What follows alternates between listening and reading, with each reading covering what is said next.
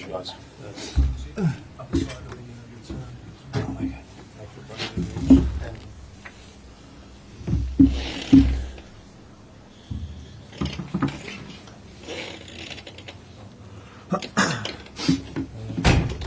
Is the mic already on the around, is it?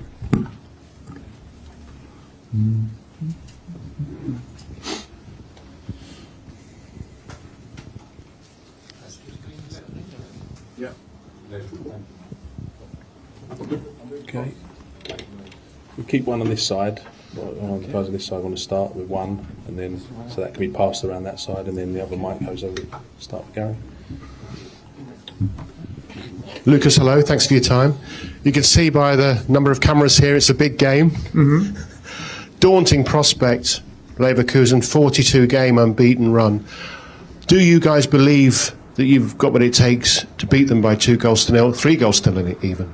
I mean, daunting. I would say it's a nice challenge to have. Obviously, it's very demanding challenge, but we have to believe. I think there's no other way to look at the situation. Obviously, they're in a very strong positions when it comes to, I think, their confidence as a team, being unbeaten in the league, already crowned a German champion. They, I think, as well in the German Cup progressed really well. So yeah, they're a very good side. They proved it in the recent games, the whole season. But I would say we have to believe, and at the same time, really nice challenge to have. We experienced already some games under pressure when it comes to European competitions in the previous round and in the previous years. So you know, sometimes we manage actually to create special magical evenings. So hopefully tomorrow will be a similar situation. Yeah, you alluded to it there. Your record in Europe over the last 3 years, particularly at home, has been very good.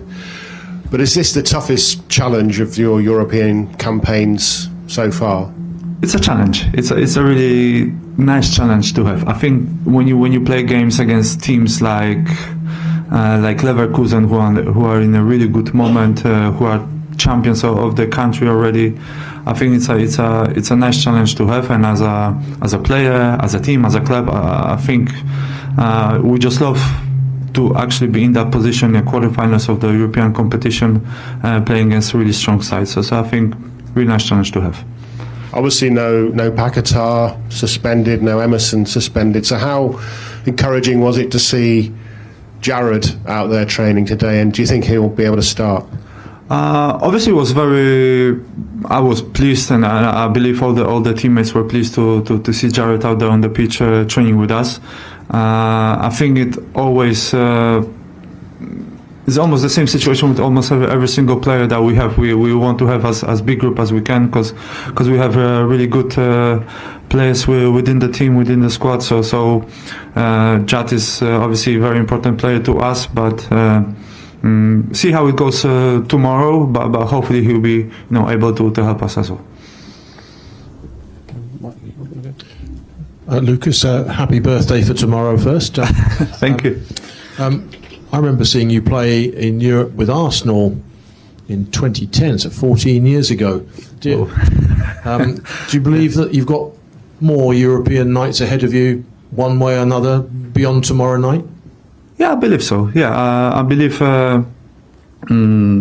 obviously getting older, but at the same time I feel really good physically and mentally. So I believe that I'm in general in a really good shape, and I'm in a good place when it comes to the team. So hopefully there will be some few more special occasions in my career. Can I just ask, you played very well last week in the first leg, and for 83 minutes West Ham kept a clean sheet. Of all of the goals that have beaten you in your career, was that one of the more sickening ones because you'd played so well and because it came through a crowd of players? I think you were obviously unsighted, so it must have been galling for you to see that one go in. Every goal is it gives you a bit of a bad feeling. So I don't know, the way I approach things on the football pitch, I always try to just stay focused and try to do my job the best that I can. And if I let the goals in, everyone hurts pretty in a pretty the same way for me. So yeah. Hi, Lucas. Yeah. James Ward-Prowse said in an interview yesterday that maybe you guys showed them a bit too much respect in the first leg. Is that something you've spoken about, and how can you do something different tomorrow? Yeah, we've spoken about it when it comes to the first game and the way we analyzed it, and yeah, I think there were certain moments maybe we were defending a little bit too deep, and then maybe we were sometimes not brave enough with when we regained the possession of the ball. So I think the little moments in the game that were there in the first game, I don't think we used it well. So hopefully in the tomorrow's game we'll be able to recognize the situations a little bit better, and then maybe put a little bit more pressure on the opposition, and then at the same time use the ball better when we regain it. So you know, like small things, small details. So hopefully, you know, you will see us in a better shape when it comes to the game tomorrow night. Just in terms of what you saw from Leverkusen, we know they've been amazing all season, but having played against them, what is it about them that makes them so difficult to play against? No, I would say obviously keeping possession of the ball, that's one thing. On the other thing, I believe they're very patient with the ball, so they don't really force situations. When they even get in and around the box, they try to always look for the best solution, for the best pass. So I think as a team, defending team, you have to be just aware almost a lot of blind runs, a lot of players inside the box trying to play little 1-2s and things like that. So yeah, that's one of the things that is hard to defend against as a team. But I think we done pretty good job in the first game. We got caught actually on 2 set pieces. So hopefully, yeah, tomorrow night we are smarter because of the things that we did in the first one. So hopefully we'll be able to use it well tomorrow.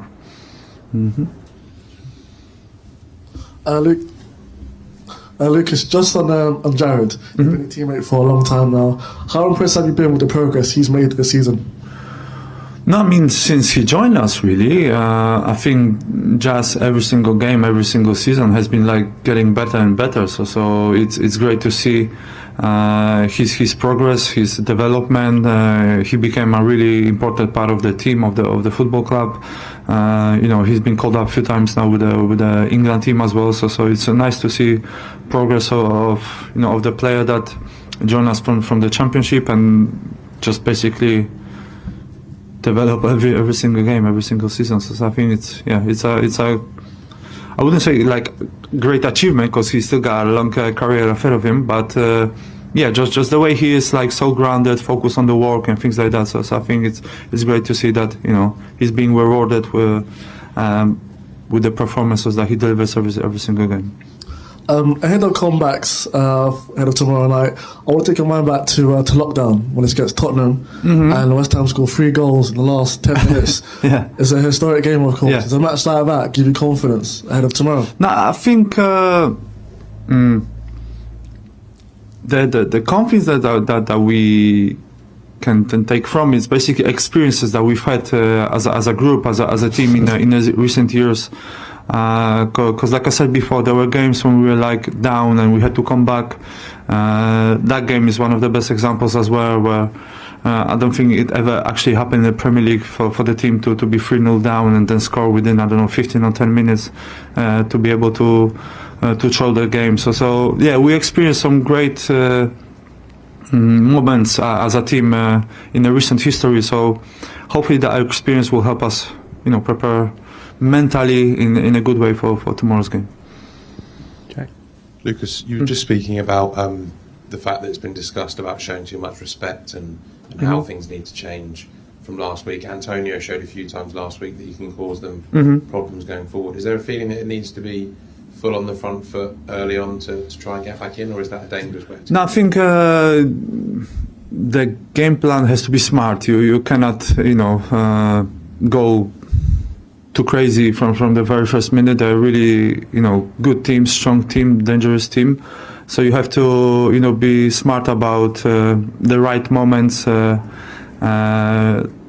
stay compact at the same time, and you don't have to rush. I believe you have to first and foremost focus on controlling well the game, the tempo of the game, and then choose the right moments to attack, maybe set pieces, things like that. So even like if you look at the last week game, Leverkusen actually scored 2 goals in the last 10 minutes, so they actually shown that it's possible. So we don't have to actually rush anything when it comes to tomorrow's game. I think we have to just stay in the game as long as we can. If we can score early, that's great. If not, then just be patient and just try to take our opportunities when they come. In terms of being smart as well, there's always a lot of talk in Europe about dark arts or being aware of what players are going to do, putting pressure on referees. There was a bit of talk of it last week with Paqueta's booking. How different is that sort of side of things in Europe as it is to the Premier League? Oh, to be honest, I never really paid attention to that. I don't know how to answer this. From my experience, I can only see obviously there are like small differences when it comes to the referees in how they referee in Europe and how they referee in the Premier League. Some things maybe they're allowed a little bit more, some things are allowed a little bit less. But I don't know. Managing, I think just in general, managing the game in a right way to help us get the best result. I think that's it. Okay. Lucas, what's your message to the fans ahead of tomorrow night? Because they're going to want to try and generate atmosphere similar to the match. Message. I have to say they've always been, when it comes to European nights, they've always been there with us. They've always been able to create something special, something magical. So from our side, for sure, we will do our best to make sure that we deliver good performance, and who knows what can happen. But yeah, I believe it's going to be a great atmosphere tomorrow night, that's for sure. And last one here. When I interviewed you here a few months ago, you said that your son is a football obsessive, and he always, in home games, he likes to have pictures with used to he really likes. He told you who he wants to have a picture with tomorrow from the Leverkusen. No, he hasn't mentioned anything like that. No, he hasn't mentioned anyone. No. He loves Premier League. I don't think he's that aware of any other leagues, but yeah. So he hasn't asked me for anyone from tomorrow's game. All right. Okay. Thanks everyone. Okay. Leave it there. Thank you. Thanks for your time. Thank you.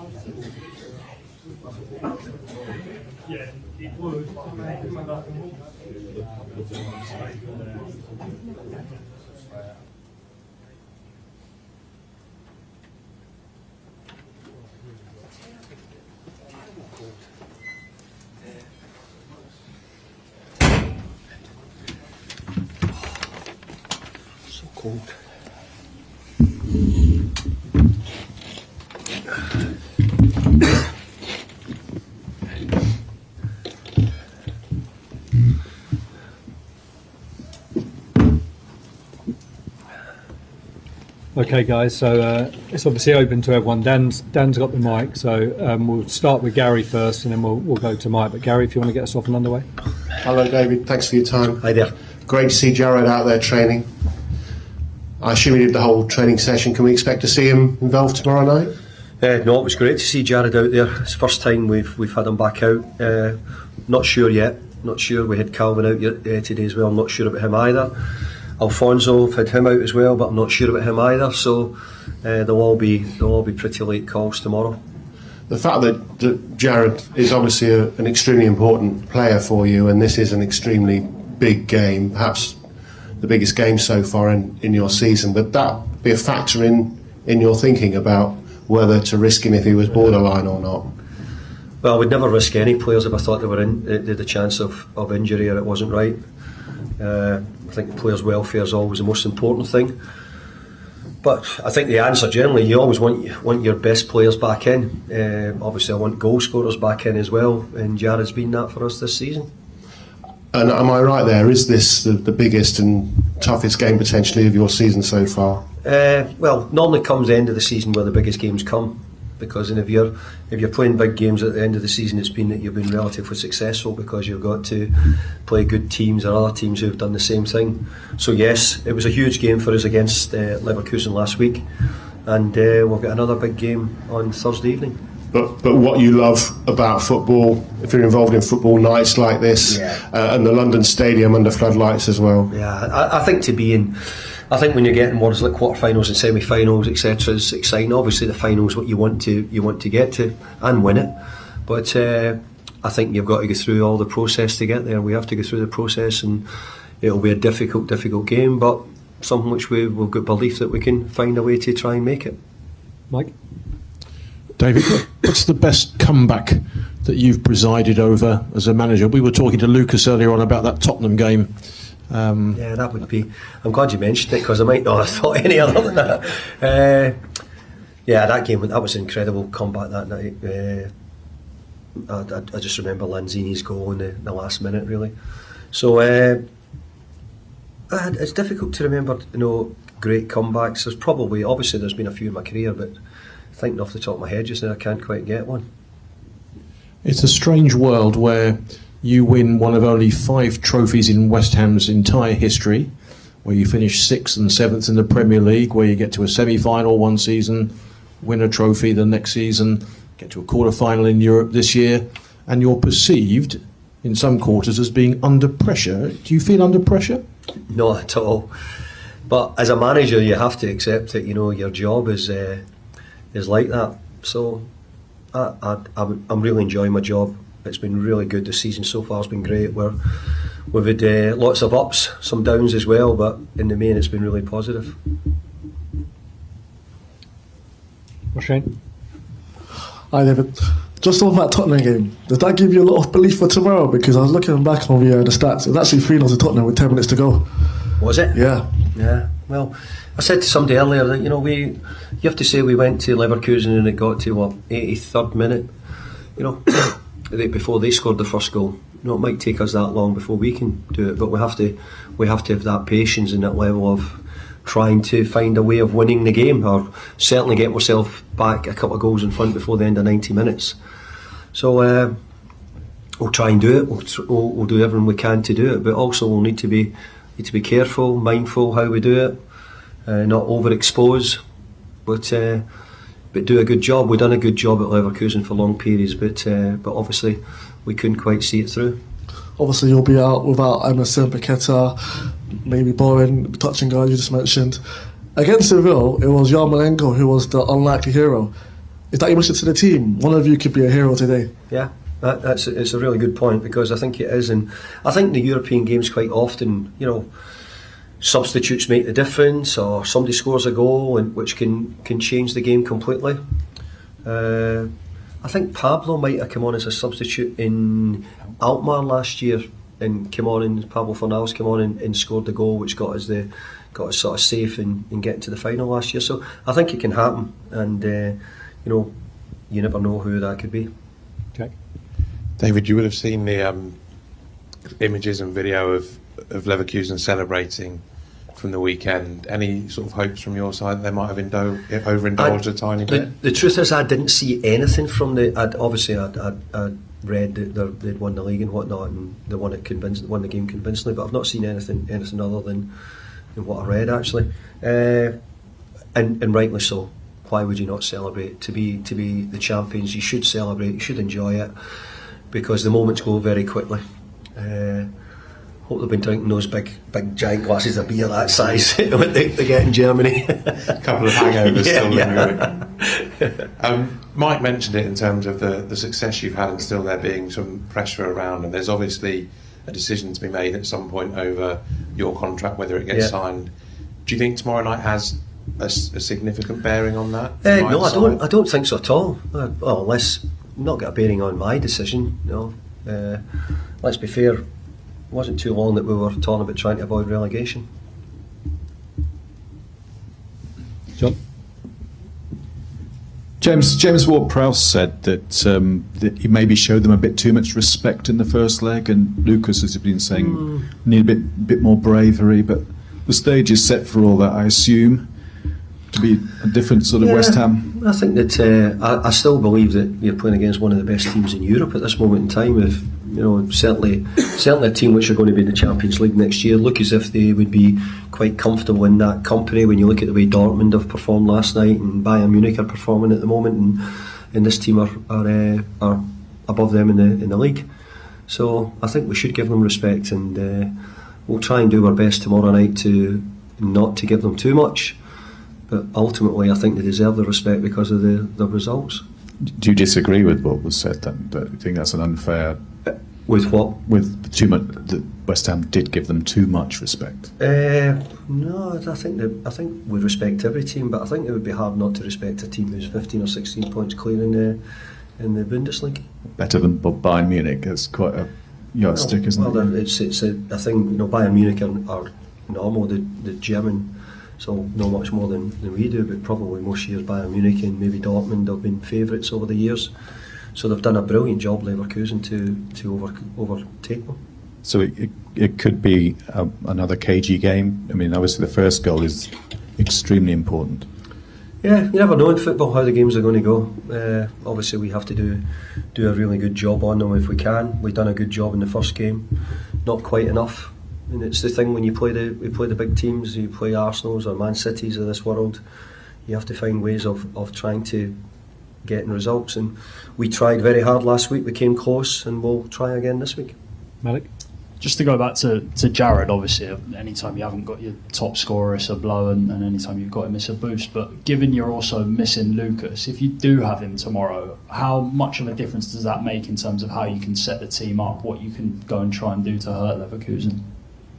Well, I think most people know exactly what Jared's done for us over the season and other seasons also. So if he came back, it would give us a real lift as well. I think it would give the crowd a lift as well. But overall, we've lost Lukasz through suspension, and we've had Jared out with injury. So we have to try and find ways of making some magic happen, and we'll have to try and do that tomorrow. You mentioned coming from fighting relegation not so long ago. I mean, you've had so much success over the last couple of years, but there's been so much adversity, I suppose, sprinkled within that. It's never been kind of a plain upward curve, if you like. Yeah. Does that help you tomorrow night in compared to, say, Leverkusen have just been flying all year? Yeah, but maybe West Ham are a different sort of club. This place here has never been smooth at any time, I don't think. I think it's been a club who's bobbed up and down. I think this has probably had its high standing for a long time in the last few years. So the people who watch West Ham and the people who come here will probably know that it's been part of it. That I don't think MD's coming here not to have a smooth time. I think it's always got a tinge of something else about it. It's a club which has been relegated and it has been up and down, but it's never been in Europe 3 times in a row. I know that, and we're plans to try and make it 4. Any more? This is a very random question, but ahead of your team talk tomorrow, do you plan on doing anything different, whether it's like motivational video package from club legends, family, staff? No, we're not quite there yet. I think the players have got to keep focusing on what we've done. Obviously we had a bit of something in the final, but I have to say, no, I think we're just we're focused for the game, try to get everything prepared right and be as good as we possibly can on the night. Okay, thanks everyone. Thank you. Thank you. Thank you, David.